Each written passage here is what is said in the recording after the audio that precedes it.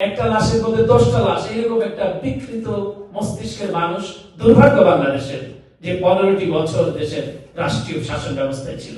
এবং এখন যেটি তিনি করছেন, তিনি সেখানে বসে উস্কে দিচ্ছেন, আর যেখানে আছেন সেখানের একগাদা মিডিয়া আগে যেরকম বলতো একটা লাশ ফেললে 10টা লাশ ফেলতে হবে, ঠিক সেই রকম আমি কনভারসেশন শুনছিলাম যে এই মহিলা বাংলাদেশের চিফ এক্সিকিউটিভের আসনে ছিল, এটা ভাবা যায়?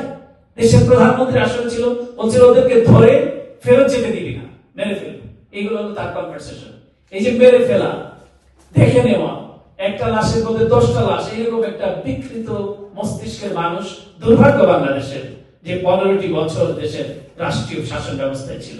এবং এখন যেটি তিনি করছেন, তিনি সেখানে বসে উস্কে দিচ্ছেন, আর যেখানে আছেন সেখানের একগাদা মিডিয়া, এক পরিসংখ্যানে দেখা গেছে 49টি মিডিয়া বাংলাদেশের বিরুদ্ধে ফেক নিউজ তারা প্রচার করেছে।